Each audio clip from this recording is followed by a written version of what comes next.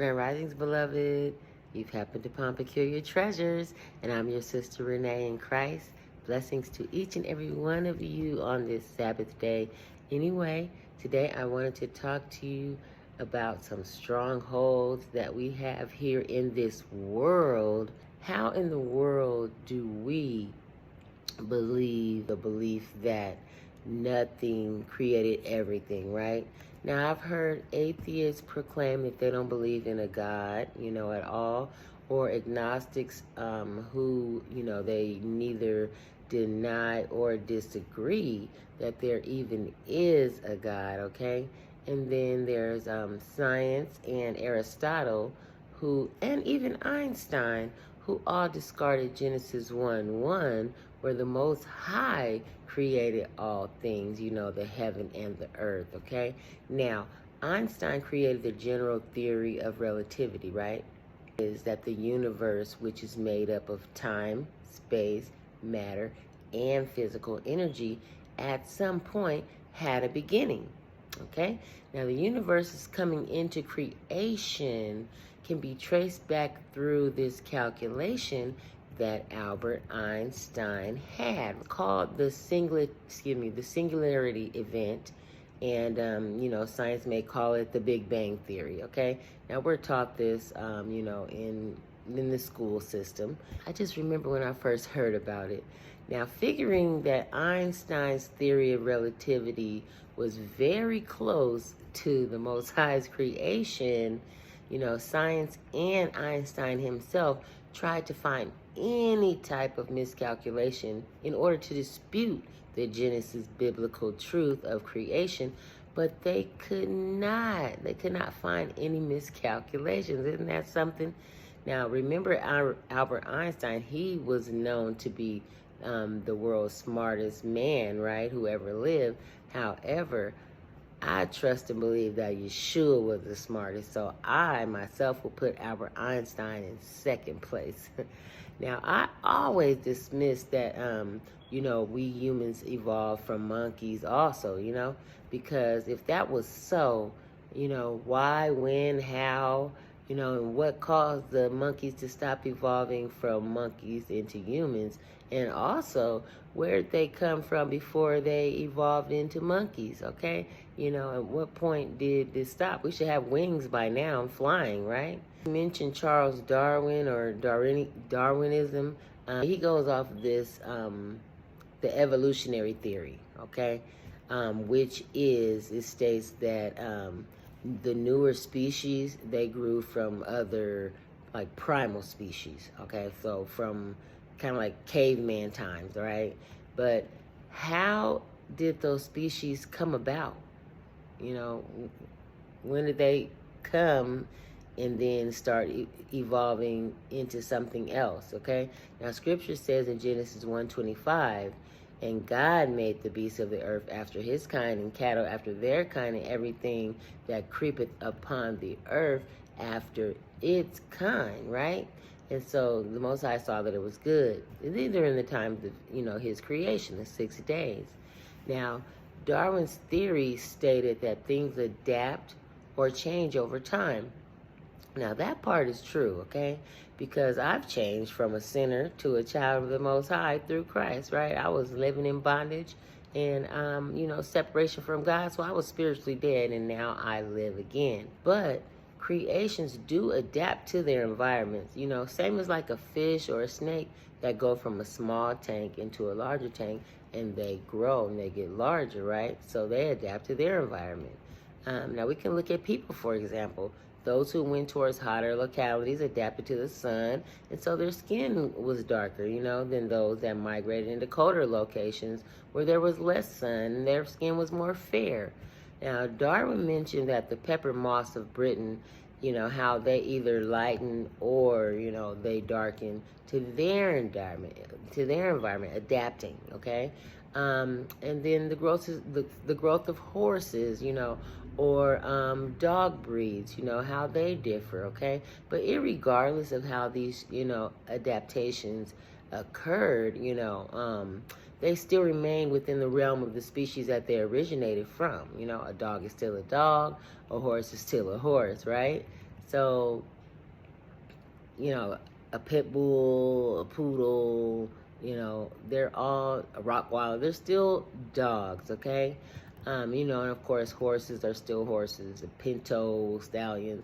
So they're still the same, you know, breed per se, okay? They just adapted to their environment, you know. And then there's also science, which many would, you know, rather believe in than the word of the Most High. But you know, of course, that's their choice. But in Psalms 118:8, it says that it's better to trust in the Lord than to put confidence in man. And that's what I'm going to stick with. And even as a young child, I always just believed that, you know, the Big Bang Theory.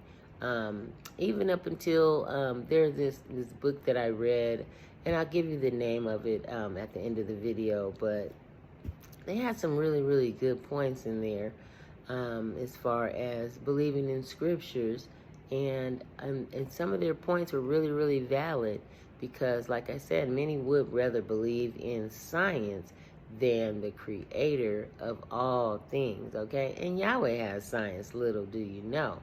Anyway, the irony of science is that they operate on the creed, which says that anything having coming into existence needs a reason as to why it came into existence. So every event needs a cause, right? Now, knowing this, the Big Bang Theory, you know, it sounds more like Yah's creation after all, okay? It's saying that something came into existence, right? And although Yahweh has always been, earth and heaven were not. They were created.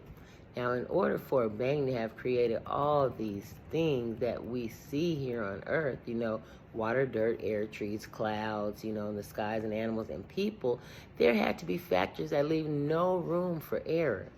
So for life itself to exist, there are four forces of nature which, if changed by one part in a 10,000 billion compared to the range total of all four, life as we know it would not exist. Living, breathing, walking, talking life, it would not occur. It couldn't have happened.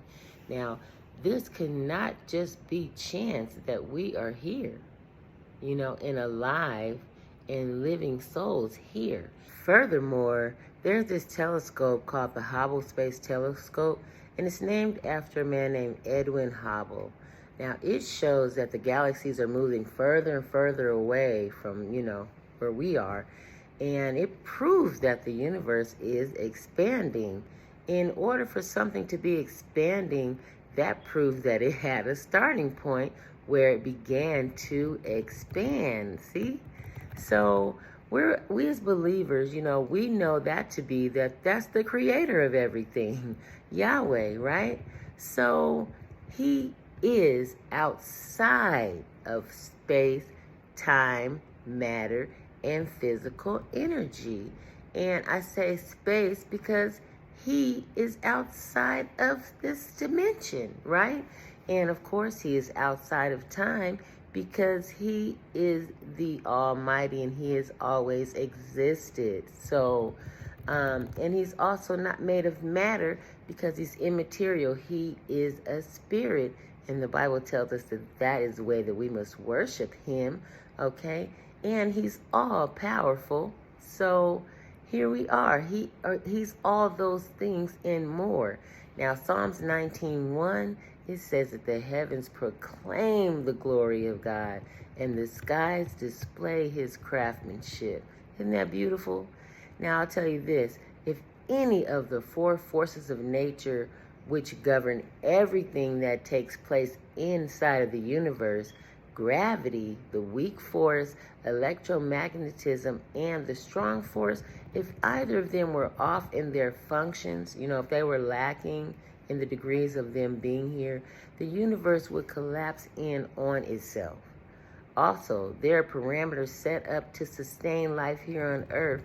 And so what's the chance, you know, or the coincidence that these planets, you know, could be on point for life to exist? Each and every one.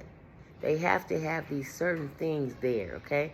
There has to be an oxygen-rich atmosphere, all right? A G2 dwarf star in the exact place where it needs to be within the galactic habitual zone, okay? And each planet has to have these things along with the correct mass and be orbited by a large moon with a magnetic field.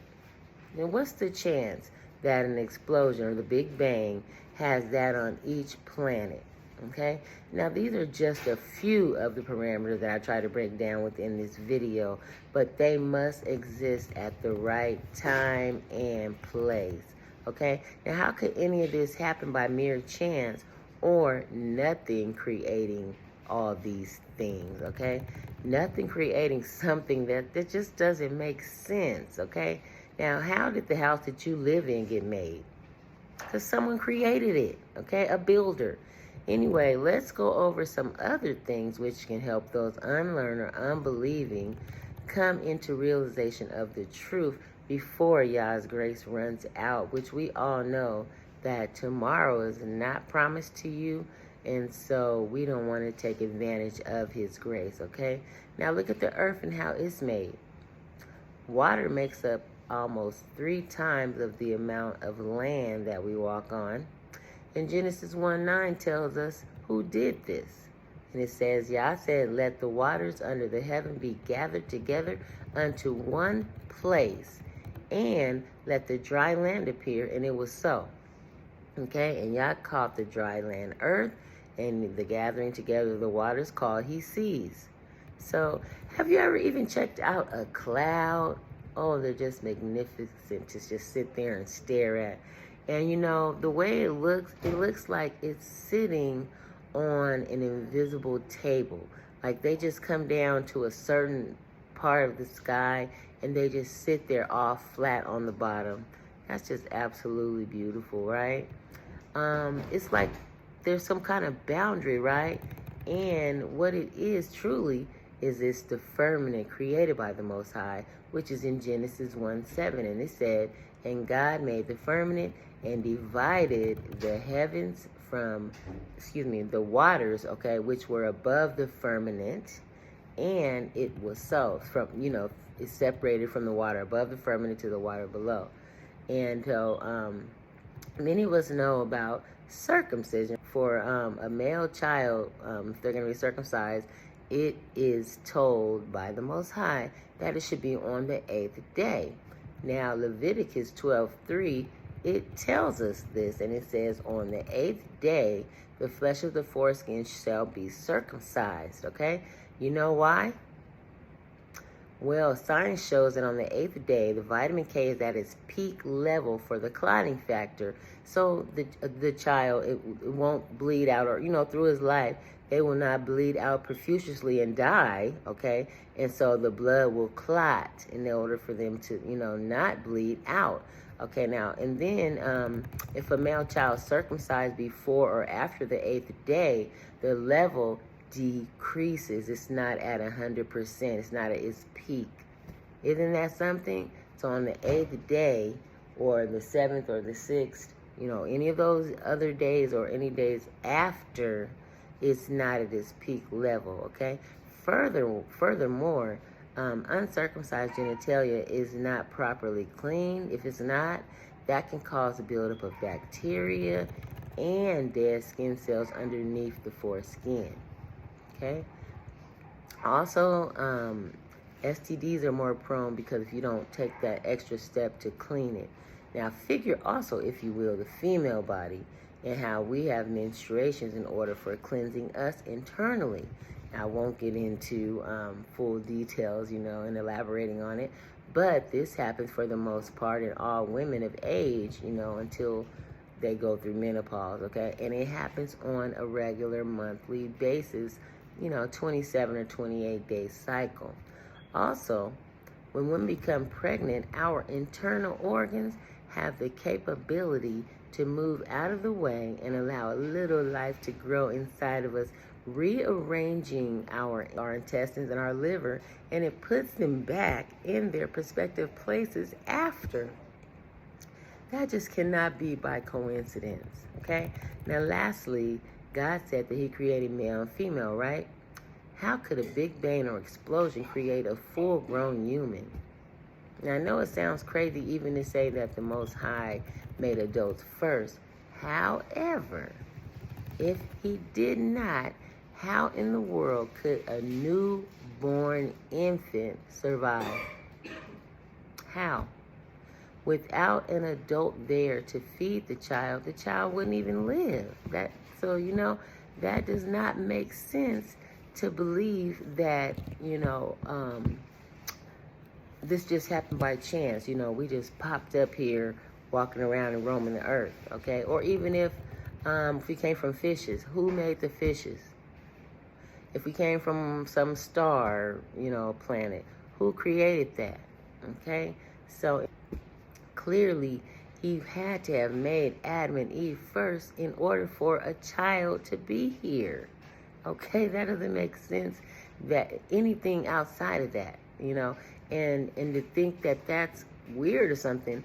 If he created all these other things, a human, that was easy. Okay, 2 full-grown adults, that was really simple, right?